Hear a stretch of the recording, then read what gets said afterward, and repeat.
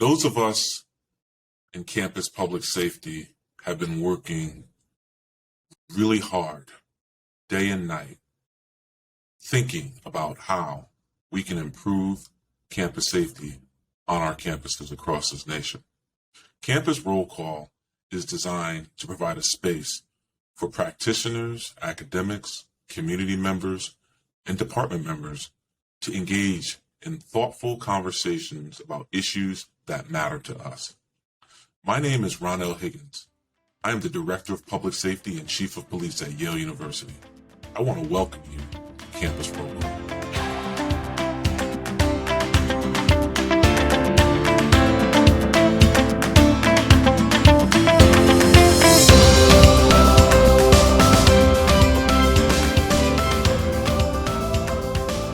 Good afternoon, everyone. My name is Ronell Higgins, and I am the Director of Public Safety and Chief of Police at Yale University. Today, I am not joined by my co-host, Assistant Chief Anthony Campbell, but our guest today is Mr. John Brehon, a co-owner of the Devil's Gear Bicycle Shop. You know, when we first began this podcast, and we talked about what it is that we wanted to talk about. And we said that we wanted our podcast, Campus Roll Call, to be about conversations about race, equality, policing, public safety, leadership, and community. And I just want to share an experience that I had earlier this week when I went into the Devil's Gear Bike Shop. I went to the Devil's Gear Bike Shop, and I walked in at about 4:15, and I didn't leave the bike shop located here in downtown New Haven until about 6:15. John, myself, and another local media personality, Joe Ugly, had such a great discussion. I wanted to kind of bring that discussion here today to Campus Roll Call. So, John, thanks for joining us today. Can you please tell the viewers of Campus Roll Call a little bit about yourself, and we'll get right into it. Well, Chief, thank you for having me. I am John Brehon. Friends or folks call me Johnny B. I am a co-owner of the Devil's Gear Bike Shop. And this bike shop been in existence this is our 20th year. And it was started based on community. All about community. It didn't matter where you lived in New Haven. If you were in New Haven, you were part, and you rode a bike, you were part of the same community. And that's what I loved about the Devil's Gear. I started working, believe it or not, I was in the pharmaceutical business. You know, I moved to New Haven, and I always wanted to own a bike shop. And my grandfather said to me, God will give you a bike shop when you're ready, but also he will give it when you least suspect it and on his terms. And lo and behold, Matt was like, hey, I need your help. Would you mind being my partner? And I was like, all right, Granddad. Thank you very much. Thank you, God. And lo and behold, I'm one of the few, probably the only Black owner of a bike shop in the state of Connecticut, I think. But Wow. And I've been in the industry, but it's what I feel for New Haven is community. I love the community. Yeah. And I'm an outsider too. Yeah, let's talk about that. And you're from Monterey, California. Mm-hmm. And I shared with you that I went to school. I did my master's degree at the Naval Postgraduate School in Monterey, California. Yeah, beautiful, beautiful place. Beautiful place. I used to go mountain biking right there, right behind Laguna Seca. Oh yeah. Yeah, and I was actually out there. I was working as a pharmaceutical rep, but also I was part-time on the weekend. I would work for this company called Veltec Sports. And that's how I actually got into the industry of cycling full steam ahead. And then I was like, you know what? I'm sick and tired of working for the pharmaceutical. I want to do something that I like to enjoy. And then we moved here So, to New Haven. so Johnny B, something happened when something happened at the bike shop earlier this week. I walked in, a good friend of mine, Patricia Melton, heard I was in the market for a bike. She directed me to the Devil's Gear bike shop, and you were there. We started talking.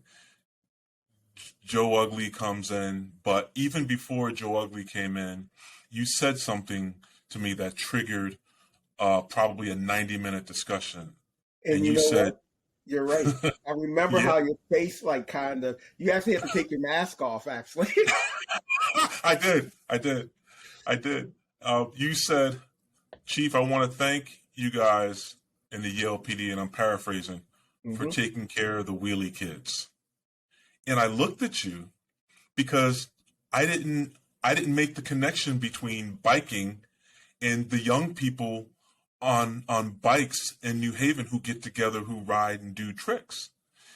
And you started to tell a story about the wheelie kids, and I honestly, I brought you up here this afternoon so we can kind of recapture that vibe and for you to kind of share your perspective on these young people that we find sometimes who are riding bikes in New Haven and they're doing tricks.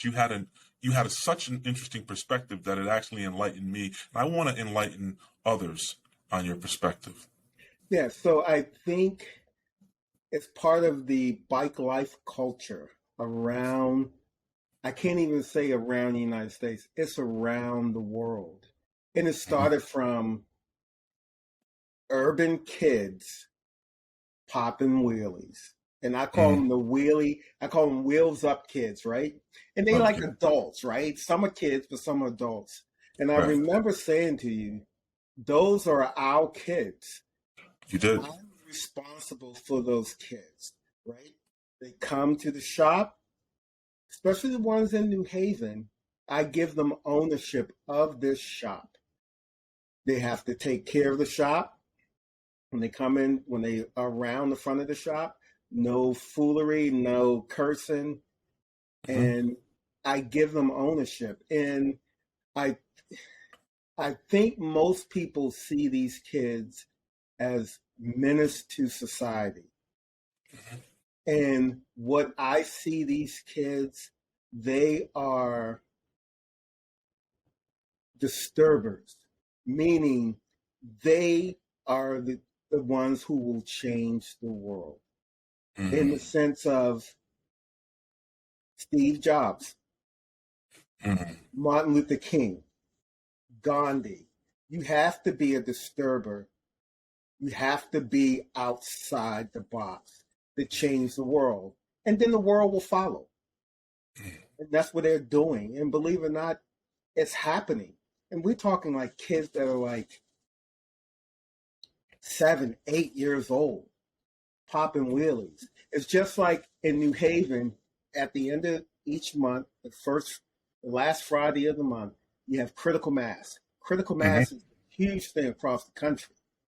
But it's not like when these kids do a rollout, they are organized, they have rain dates. Like, I'm like, y'all got rain dates? And this kid is like 10-year old. Yes, I have a rain date. Yeah, That's like, wow, well, I've been to critical mass, and it's like, we're not that organized. yeah, But most importantly, these kids are doing something. They love each other. I mean, they coming from different hoods hmm, and outside of the city, outside the city, coming from Philadelphia, Boston, New York, New Woodbridge. York, Yeah, Woodbridge, yeah, uh, Greenwich, yeah, you know, yeah, Fairfield, and they come in, and their parents are dropping them off. yeah. Yeah, And we've seen. it's a culture in itself. And when you see these kids, it's not just black and brown.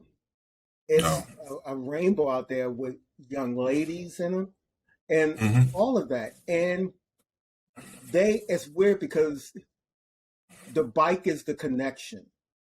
Mm. And when they see each other, it's like, okay, yeah, let me see what Yeah. you can do.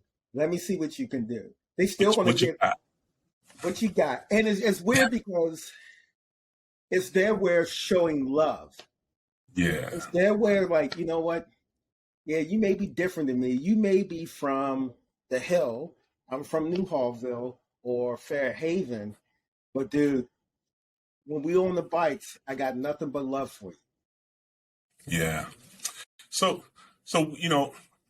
we have we have noticed that there have been groups of kids, young people on bikes for some time. And then during COVID, it kind of subsided.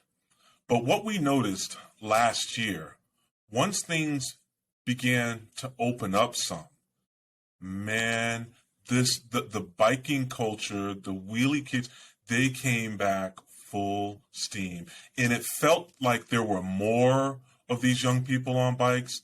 And it also felt like they just wanted to be out there expressing themselves.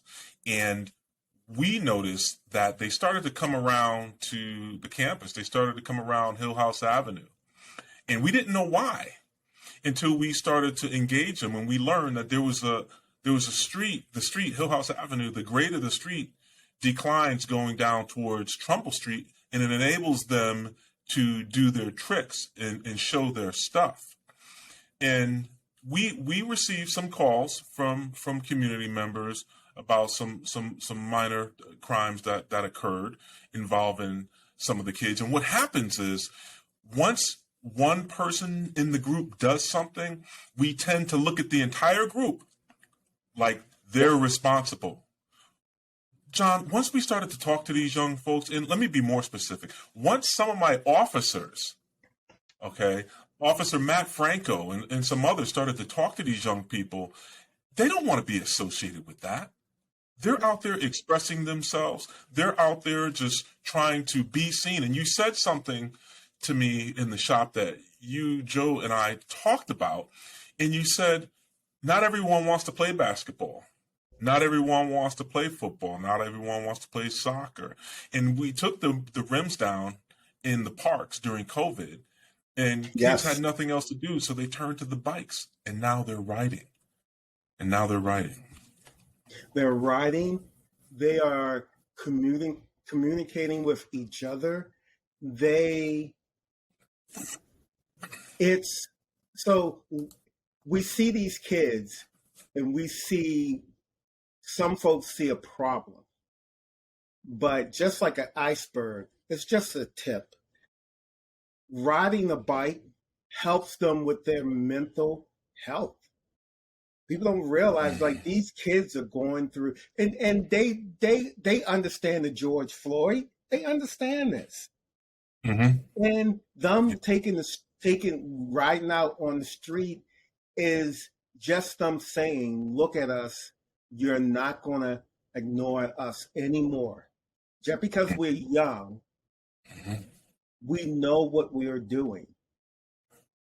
We don't want most of the kids who cause mayhem when they do a ride out are generally kids who are not from the area. Yeah. Yeah. What I have found out, it was one incident where some kids were in the winter, they were like throwing snowballs. Those kids came all the way up from Bridgeport. Yeah. Right? But these kids also, and it doesn't matter where they are, they're saying, look at us. You know what? We are dealing with COVID also. And you might say the kids should have it easy. Some kids are coming from broken homes, right? Some kids, their mom has to work. Don't you think they're concerned about their mom getting sick and passing away, or their grandparents, right? And no one never think about that. Their mom are working 2 jobs. So the kid can actually get a bike, right? So the Right. kid can actually get a bike. Mom, Right. you don't think that weighs down on that child? Like, oh my God. Like, I mean, even I had to think about it like, I was like, geez, I didn't have Yeah. to deal with that when I was coming up. Yeah. Yeah. John, can you talk about some can you provide some examples of some of the young people, some of the wheels up kids that you've met? You don't have to use any names, but just some of the kids that you've met. And when you met them, there was kind of this standoff, and they had to gain your trust and kind of get a sense of who you are before they began to trust you, and how that's worked out for you. Yeah. I would say when you come here today, you're going to meet Nas. Okay. Nas Picking up my has, bike today. yeah, Nas has a big old afro. And I kept like, when he was younger, and Nas been working here for almost like 3 years. He's Okay. one of the original Wheelie kids. Okay. They graduated from Hill House. Okay. And he works here in the shop. And Nas, I was like, dude, first thing first, before you start working here, you got to get a haircut, right? And my wife met him, and she was like, yeah, you need to get a haircut. And I had to think about it. That's his identity, right? Now, I may get on him like an old man. I'm like the angry black man, right? The grumpy old black man, like, yeah. But it comes across as tough love sometimes. And Nas is like one of those kids. I've seen him grow up. He was shy. He was quiet. And Nas, the backstory is he's still dealing with a lot of things. But I think him coming to the shop, it's a relief valve. Right? And he deals with the wheelie kids. Yeah. He goes out there, all right, we ain't gonna have this nonsense out here. He kind of like check them and get them in place. Yeah. And then I have a young kid named David. David, smart, bright, intelligent, and just needed some guidance. Yeah. And it's like not like a heavy hand guidance. It's like, all right, let me see your report card. Everyone gets $5 for every A. Now, we heard this story before. They hold me, hey, I got my report card. How many A's you got? 7. I'm like, gee, Nelly, you're killing me. All right, what do you got? I got all A's. I'm on the principal's dean's list. Oh my God. Like I said, all right, wait a minute. I can't give you $5, but let's get some spokes. Let me give you some spokes. Let's barter. Yeah, I said, because I got to feed my family too, right? I got to feed you killing me. But I don't know. I have 3 boys, and I look at all these kids as my kids. Yeah. All these kids are my kids. It doesn't matter what they look like. It's like, dude, one of my sons is a hard-head, knucklehead, but someone guided him in the sense where this is his last year of college, and he's doing well, and he's great go for his MBA. And that was like my hard-head, knucklehead, right? So someone had to talk to him when Dad, he put Dad on mute, and I'm talking to these kids, and I get the parents, and I get the moms to come in, and it's like, oh, you're Johnny. You're yeah. I'm like, and I thought, yeah, how you doing? My son comes home and like, he says, it's this man. He's sometimes he can be real mean. He raises his voice. But before we leave, he asks, you want a piece of candy? Go over and take a piece of candy. Don't drop the wrapper in my on the ground. Go get a piece of candy, And I tell these kids, be safe out there. Be respectful. And don't be afraid to talk. Talk to one another. Talk to one another. If your mom doesn't understand, your father, your grandmother doesn't understand, talk to one another. Yeah. That's most important. John, thank you for being who you are. I often talk about, and I talk about with my staff, with our police officers. I talk about meeting people where they are, meeting young people where they are. And meeting them where they are doesn't necessarily mean, as you described, as soon as you meet them, say, well, this is what you need to do in order to talk to me or in order to work here. You need to get a haircut. Okay, you need to do this, you need to do that. Let's celebrate their differences and let them be their authentic self. I'm gonna have to say this. I gotta say this, right? Nothing against my New Haven police officers, but Adam, Maurice, Adam and Maurice have gone out, pulled money out of their pocket so a kid can get a brake job. And you know what? They see that. And I say, what do you say? Thank you. And they're like, you know what? And all it takes is just an opening of the door to create that relationship. Yeah. And then the follow up and say, oh, let me see you do a wheelie then. I just fixed your brakes. Let me see what you can do. What you got? What you got? So Johnny, you're talking about Officer Adam Morong and Officer Maurice Staggers, two avid bikers here at the Yale Police Department. There's more. In fact, there's so many people riding now. That's probably what motivated me to get out there and start riding as well. I need to up my game before I ride with those guys. But what you're talking about reminds me of something I heard Senator Cory Booker say. He was then the mayor of Newark, New Jersey. He came to Yale University for Class Day. And during his Class Day speech, he talked about a simple act of kindness. This is that, a simple act of kindness. Each and every one of us, filling up that bucket of goodwill. We all have a responsibility to do it. And I'm glad that you recognize the work that they're doing to engage young people. So Johnny, let me ask you a question. If you had to speak to a room full of police officers, or better yet, a room full of police leaders, what would you say to them about young people today and the bike culture? I would say talk to them with respect and ask them how they're doing. Don't be afraid to say hello. What's up? What you got, right? What you got when you're on the bike? Don't be afraid to say that. Because you know what? In their eyes, they see police as bad guys. Y'all got a bad rap now, right? And they see police as bad guys, right? And it's going to take some time to break down that barrier. I mean, when I was growing up, I had an officer friendly.